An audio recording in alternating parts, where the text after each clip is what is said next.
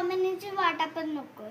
मला फक्त तू 25 तोळ सोनं दे आणि बाकी काहीच नकोय. ठीक आहे, मागच्या वर्षीच तुझ्या बहिणीला केले होते ते तसेच आहे, ते लगेच घेऊन जा.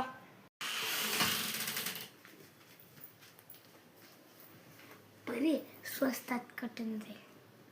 हे घेत आई, तुझं नुकसान नाही करायचं म्हणून मी एवढंच घेऊन चालले. ठीक आहे दादा, काळजी घे.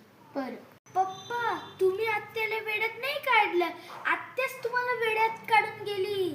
जमिनीपेक्षा सोन्याचा भाव जास्त आहे. आत्या 25 तोळा सोनं घेऊन गेली, 25, आणि रोज सोन्याचा भाव वाढतोय. हे काय करतोस?